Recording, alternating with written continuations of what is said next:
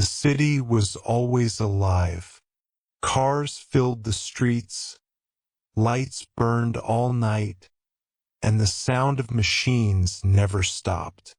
For years, people believed that this was the price of progress.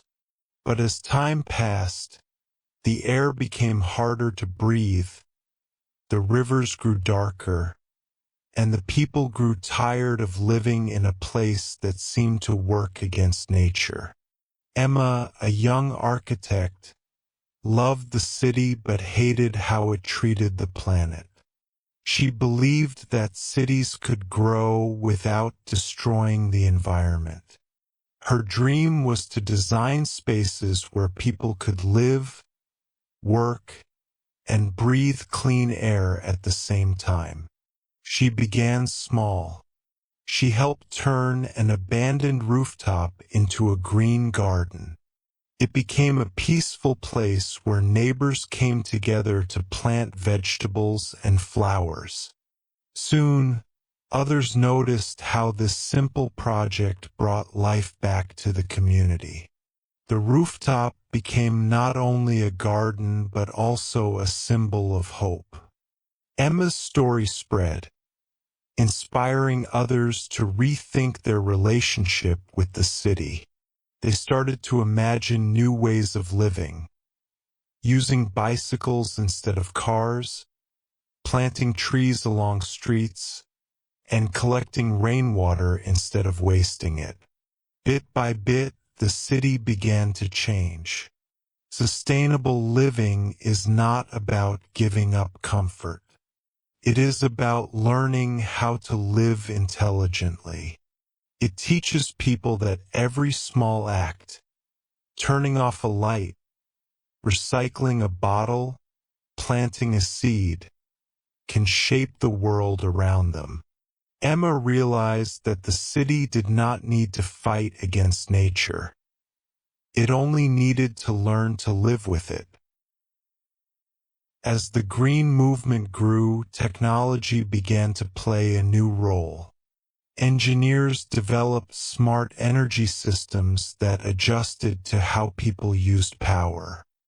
Buildings started to breathe on their own, using sensors to control light and temperature, saving energy without anyone noticing.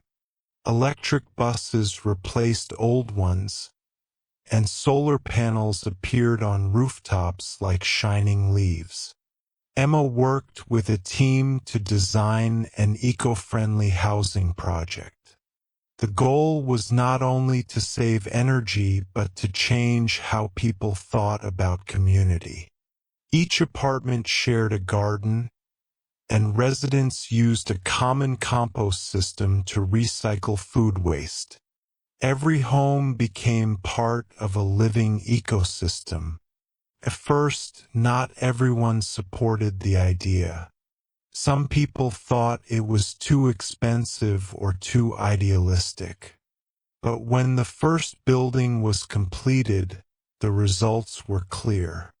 The air was fresher, energy bills were lower, and the people felt more connected to each other. Technology became a bridge between comfort and responsibility. Smart systems helped monitor water use, detect leaks, and manage waste. Drones were used to plant trees in hard-to-reach places. Artificial intelligence helped predict which areas of the city needed green spaces most urgently. Yet, Emma knew that technology alone could not save the planet. The real power came from people who cared, the families who recycled, the workers who took public transport, the children who learned to protect trees. Sustainable living was not only about tools. It was about a shared spirit. The city began to feel alive in a different way. It no longer consumed blindly.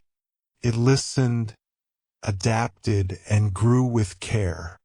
Emma realized that sustainability was not a distant dream. It was a daily choice. Years later, Emma stood on top of the same rooftop where her journey had begun. The garden was now full of life. Vegetables, fruit trees, bees, and birds. Children ran through the paths, laughing. She looked at the skyline and saw something she had never imagined before. Green towers, solar panels, and wind turbines spinning above the city like guardians of the future. The world had changed, but not because of one big action. It changed because thousands of people made small, consistent choices every day. They learned that sustainability is not a project. It is a way of thinking. Emma now taught young architects how to design with purpose.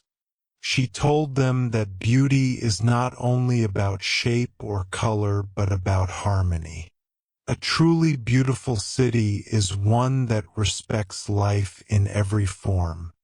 She encouraged them to design parks where children could learn about plants, to build houses that welcome sunlight, and to create streets that belong to both people and trees. Her favorite lesson was simple. We do not inherit the earth from our ancestors. We borrow it from our children. In modern urban life, it is easy to forget this truth. People rush, consume, and build without pause.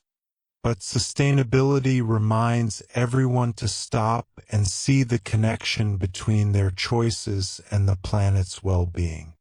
When Emma walked home, she noticed people carrying reusable bags, cyclists crossing green lanes, and solar lights glowing softly in the night. The city still buzzed with energy, but it was a different kind. One that came from care, respect, and renewal. Sustainable living in urban environments is not an impossible dream. It is a quiet revolution, written in every seed planted, every watt saved, and every person who chooses to live responsibly. The future is not somewhere far away. It is built one choice at a time, right here in the cities people call home.